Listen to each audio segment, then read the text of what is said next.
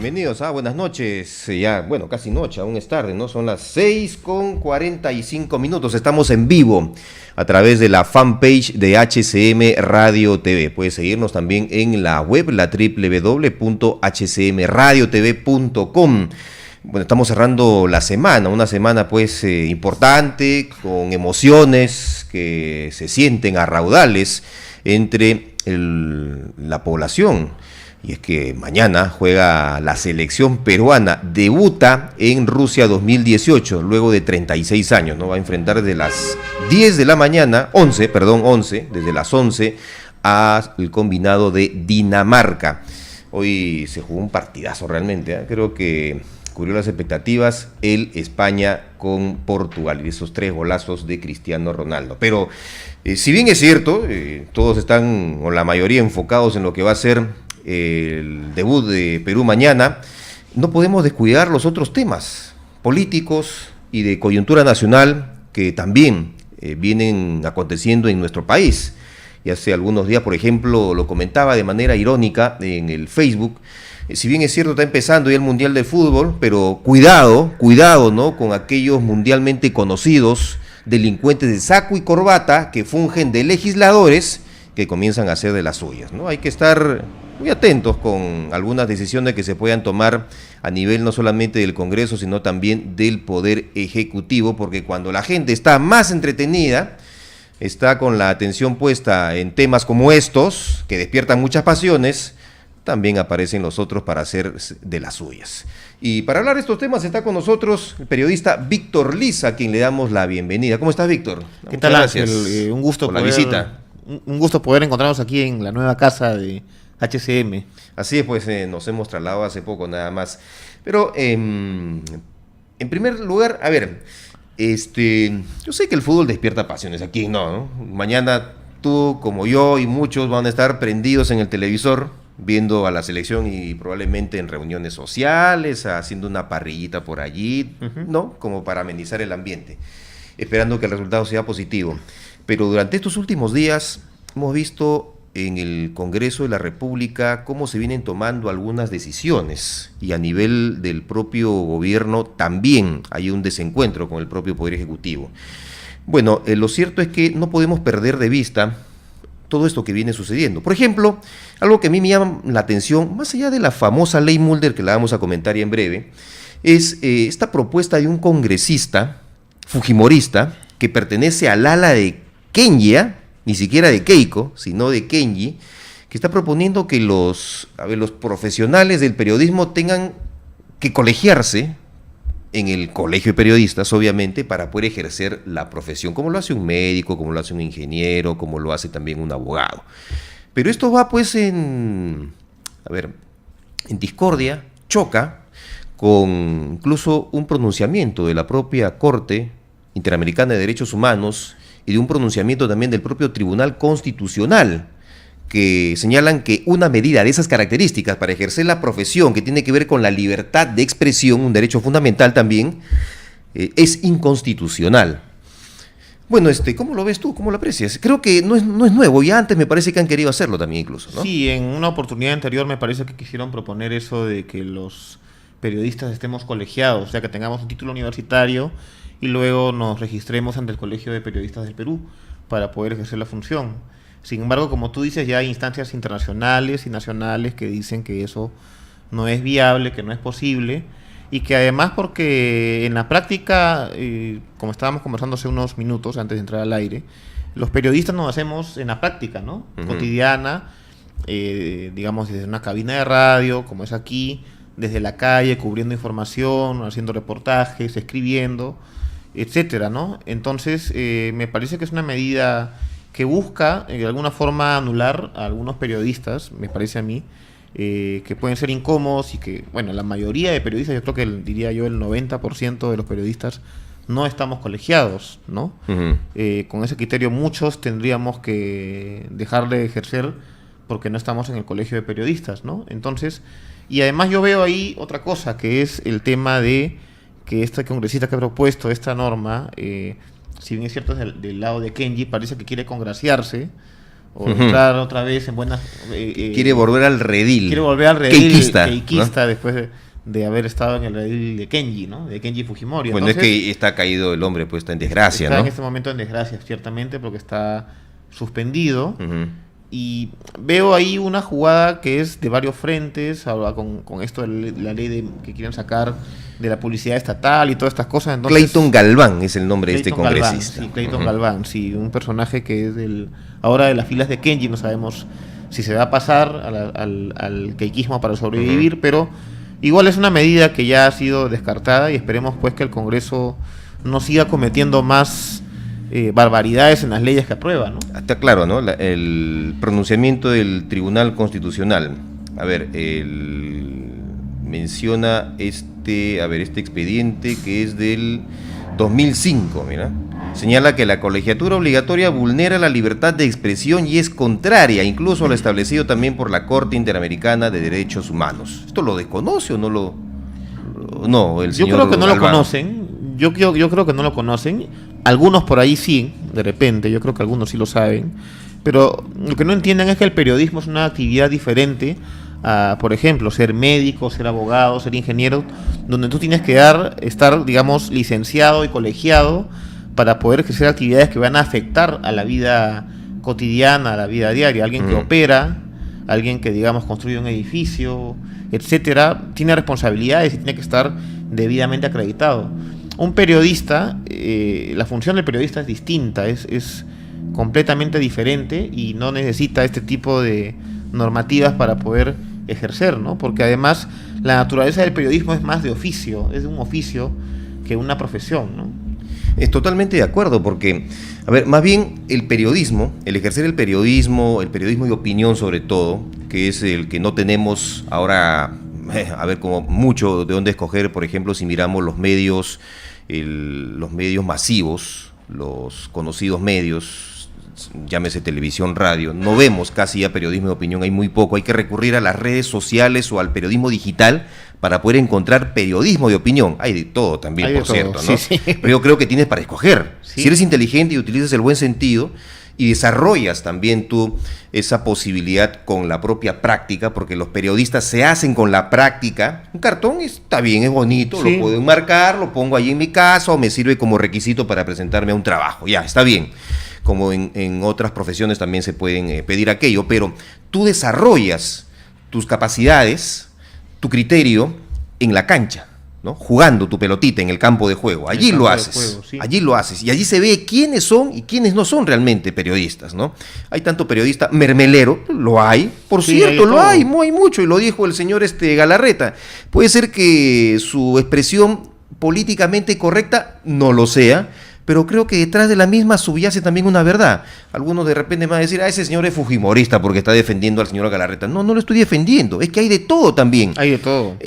Y hay que saber diferenciar, y para eso se tiene que desarrollar el sentido común. Hay que saber ver, esto me lo decía bastante un periodista con el cual empecé mis prácticas, tienes que saber leer lo que viene detrás de los titulares, que hay tras bastidores. Lee lo que dicen las letras pequeñas. No te creas el cuento del gran titular que viene en un periódico, porque probablemente ese titular no refleja lo que el contenido está expresando. Porque muchas veces vienen esos titulares, ¿no?, que son llamativos, conflictivos, y eso a la gente le atrae, le llama la atención. Pero comienzas a leer el contenido y no hay nada de lo que dice el titular. Sí, y a veces los periodistas que son más de oficio, que se han hecho en la cancha, tienen más ojo, más agudeza para darse cuenta de esos detalles, ¿no? Por ejemplo, yo he trabajado con periodistas como César Lévano o Juan Carlos Tafur, de distintas tendencias, pero que, digamos, totalmente distintas, ¿no? Pero que lo que yo apreciaba de ellos es su ojo, su visión para poder analizar los problemas del país. El olfato periodístico para saber por dónde iba la noticia, ¿no? Entonces, ellos no han necesitado ningún título, ni ninguna colegiatura, o sea, lo han hecho muy bien. Juan Carlos Tafur es psicólogo. Es psicólogo, ¿no?, clínico, tiene su título en psicología, no es periodista, digamos, que ha estudiado una carrera, pero tiene más de 30 años de ejercicio del periodismo y es uno de los periodistas más reconocidos. Rosa María Palacios, abogada. Abogada también y tiene cierto análisis, creo que el conocimiento de las leyes que ella tiene le ayuda mucho. Ella más parece pues una profesora. Una profesora que te dando cátedra, sí. Sí, y tú le explicas muy bien, por cierto, sí. ¿No? Es muy didáctica para poder hacerlo. Puede ser polémica o controversial, puede estar a favor o en contra de sus opiniones, pero justamente eso es el periodismo. Sí. El periodismo de opinión es eso. El generar una idea, lanzar algún argumento con el cual tú puedes estar de acuerdo o no, y a partir de ahí se desarrolla el debate. Pero un debate que debería tener pues cierto nivel también, ¿no? De quienes están en el otro extremo. Pero tú ves en las redes sociales, en el Twitter, el nivel procas, ¿no? De letrina que se utiliza actualmente, ¿no? Sí, es lamentable. Pero eso ya tiene que ver con la educación también, porque si bien es cierto el estudio necesario, un periodista tiene que leer mucho, por ejemplo, para tener más capacidad crítica de análisis y conocimiento y poder discernir sobre los hechos que ocurren en la coyuntura, ¿no? Aquí, por ejemplo, Radamel Arbolea. Pensé que era Radamel Falcao. Radamel Arbolea de esa, ¿no? Dice, estoy a favor de la ley Mulder. No estamos hablando exactamente de la ley Mulder en este momento, pero ya que toca el tema Radamel, ¿qué tan cierto es de que los medios de comunicación, los grandes medios de comunicación, se van a ver afectados en la libertad de expresión? Se está afectando un derecho que es elemental, ¿no? El de expresarse. Es una ley mordaza, la famosa ley Mulder, esta que está prohibiendo la publicidad estatal en los medios privados de comunicación. Y simplemente ahora se va a tener que hacer la publicidad de lo que el Estado quiera dar a conocer a través de Radio Nacional, de TV Perú y también de las redes sociales que tienen estos medios de comunicación, el diario El Peruano también. Esto obliga, y yo creo que no le falta razón a quienes han sostenido esta norma, de que estos medios estatales tengan que ser repotenciados y no simplemente usados como,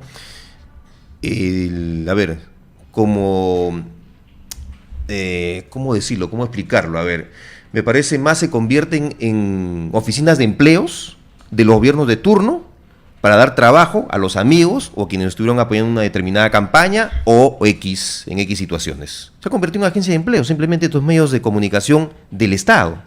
¿O no? A ver, ¿cuál es tu percepción al respecto, Víctor? A ver, vamos por partes y cucharadas, como dice el dicho popular.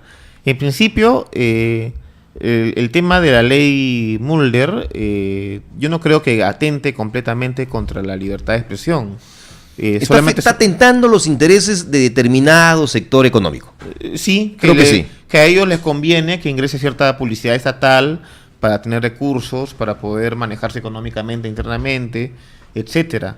Eso sí, pero que atenten contra la libertad de expresión, yo leí algunos comentarios en el sentido siguiente, de que la población no va a poder enterarse de lo que el Estado hace, de, por ejemplo, si se da pal corta el agua no se va a poder saber, cosas así, ¿no? En la mañana cortaron la luz y algunos se desesperaron porque dijeron, ¿qué va a pasar mañana? No vamos a poder ver el partido, ¿no?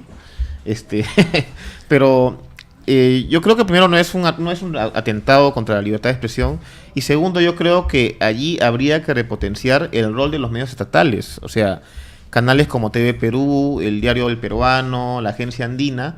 Tendría el Estado que pensar en leyes o en normas o en proyectos que puedan potenciarlos y convertirlos a medios en niveles como los de, por ejemplo, la BBC de Londres, y como está pasando, por ejemplo, en Chile. Radio Nacional de Chile. Radio Nacional de Chile, la TV pública de Argentina, por ejemplo, mire, ha pasado el gobierno de Cristina, sigue el de Macri, pero sigue la política de Estado con este medio. Lo cual está muy bien. Lo cual está bien, y es un medio reconocido internacionalmente. Entonces, el tema es que tenemos que pensar en otras formas de difundir las informaciones del Estado, que no sean necesariamente, no digo que no totalmente se corte la publicidad, pero sí que sea otra manera de que la gente pueda enterarse de las decisiones o de las leyes o de las cosas que hace el Estado, y yo creo que ahí tiene que cambiar. Pero por otro lado, ya viéndolo por el lado más político, yo no creo que Mulder, Becerril y compañía estén preocupados por la plata que sale del Estado, por la austeridad, ¿no? No, se trata de un tema político, de confrontación. Es un poco de revancha hacia algunos medios que le están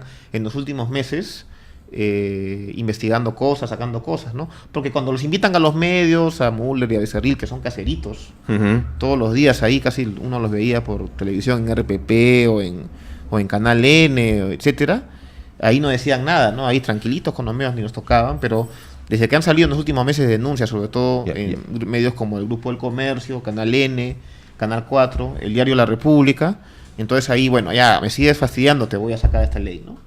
Es un toma y daca entre política y grupos mediáticos grandes, ¿no? Grupos de poder, o sea, probablemente ya no los inviten demasiado, ¿crees? De repente ya no los invitan, pues, ¿no? Pero por ahí también es un poco para decirles, bueno, trátenos mejor, ¿no? Vamos a ver cómo evoluciona este asunto, ¿no? Porque el presidente Vizcarra se ha comprado el pleito. Sí, creo que ¿Tú crees que es lo correcto lo que anuncia el presidente? Van a ir al Tribunal Constitucional. Va a demorar eso, según los entendidos, entre un año y medio para que el tribunal todavía se pronuncie. Claro, pero lo que he leído por ahí, sobre todo en el caso de Rosa María Palacios, es que si el presidente presenta este recurso, la ley puede quedar ahí detenida en stand-by y el Estado puede seguir ejerciendo las funciones, digamos, de...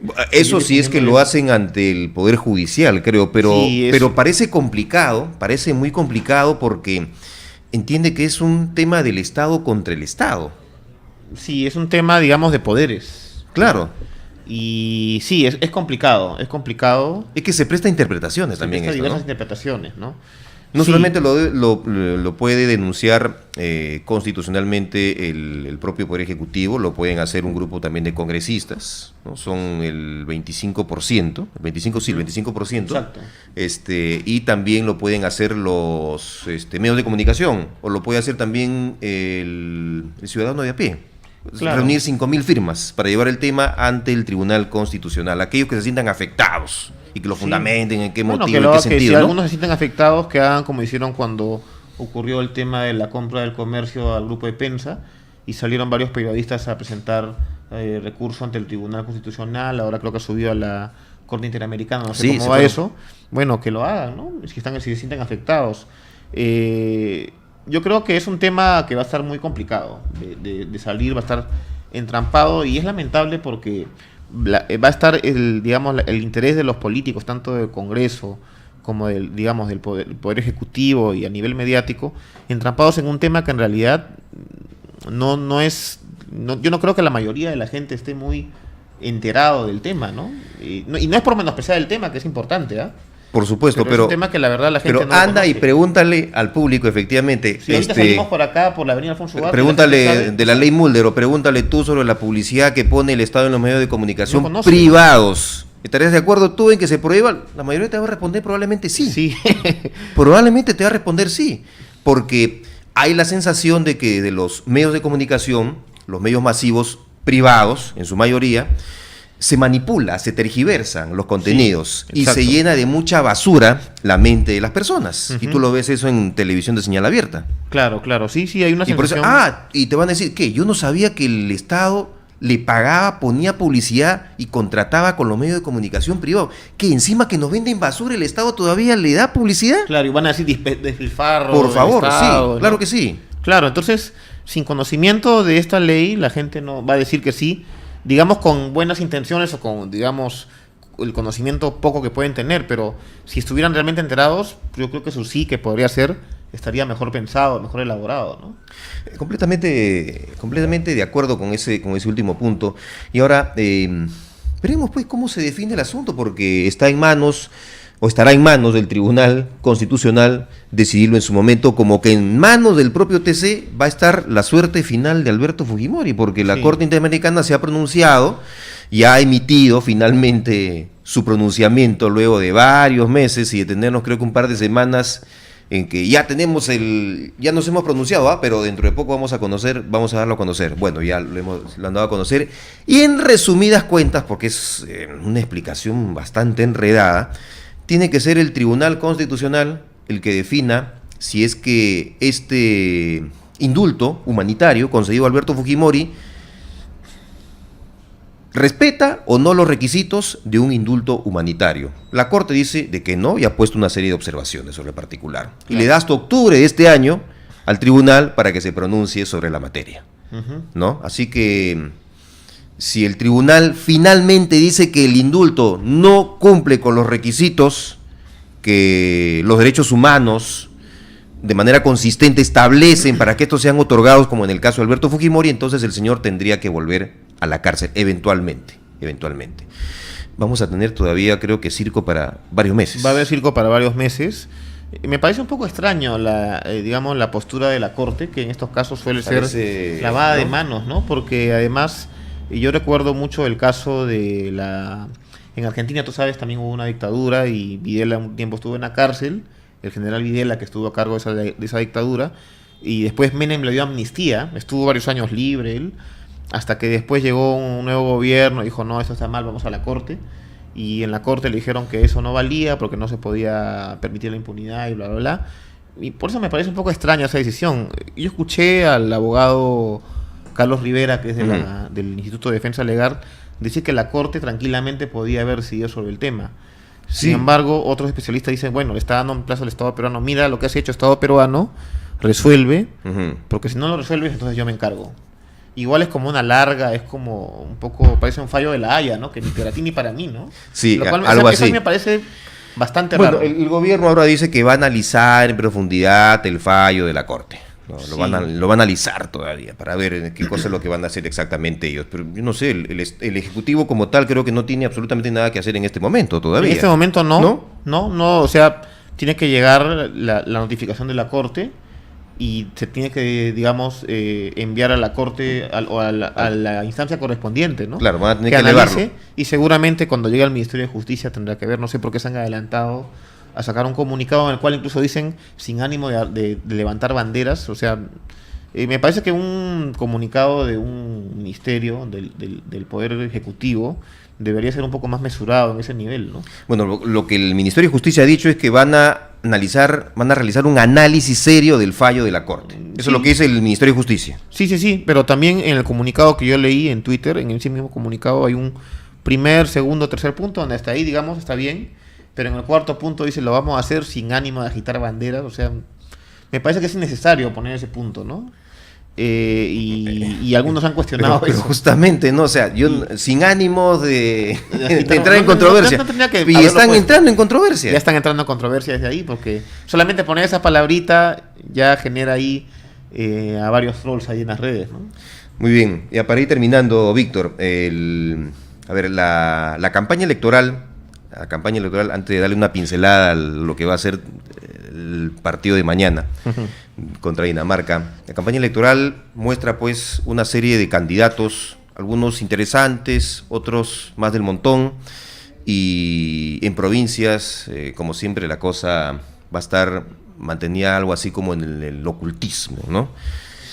Y es que en medio de toda esta situación hay un fuerte cuestionamiento al propio jefe de la OMPE, Sí, ¿no? Por el escándalo de esos algunos días de Podemos Perú, de José Pepe Luna, sí. Pepe Luna. Y ahora Caretas ha sacado un informe también de que hay un conflicto de intereses con un miembro del propio Consejo Nacional de la Magistratura, que es supuestamente el ente que tendría que ver, que indagar, que fiscalizar la labor que hace La OMPE. Sí, el jefe de la OMPE, ¿no? Porque Sí, ellos son los que se encargan finalmente de definir quién va a presidir este organismo. Sí, es un tema muy preocupante porque se ve un vínculo con un candidato alguien, o con un partido que va a ¿Qué entrar. garantías de transparencia tenemos en este proceso? Incluso hay denuncias de que los fujimoristas tienen cercanos en el Consejo Nacional de la Magistratura y que podrían desde ahí mover la cosa. Entonces, ahí yo veo una situación preocupante en el sentido de la transparencia de las elecciones, ¿no? En primer lugar, en cuanto a las encuestas de las elecciones, por ejemplo, acá en Lima, yo creo que todavía es muy temprano para adelantar algún escenario, sobre todo cuando los candidatos, yo veo que en las encuestas diferentes coinciden que ninguno pasa el 10%, ¿no? Están entre 9, 8, 7, aparecen Reyardo, Cornejo, pero no es seguro, ¿no? Ujú. Y yo creo que ahorita es muy difícil hablar todavía de quién puede sacar ventaja, porque ahorita estamos allá en pleno mundial. Yo creo que cuando termine el mundial, ahí se va a poder entrar de frente ya a la campaña electoral con todo, ¿no? No, obviamente, en estos instantes el que pretenda hacer campaña electoral pues se va a ir de cara, ¿no? En Sí, absoluto. sí. No es el Obviamente momento, vamos a estar no es atentos oportuno. A otros temas políticos, ciertamente, pero en temas, digamos, de campaña electoral, propuestas, todavía va a estar, digamos, muy, muy verde, ¿no? No va a ser como en el 2010 que tú ya veías, por ejemplo, en esa época hubo un mundial, postularon Curi, Lourdes Flores, y se veía que entre ellos iba a ser la cosa, ¿no? Y ya después el mundial calentó, y bueno, salió Curi, entonces Susana Villarán, y conocemos la historia, ¿no?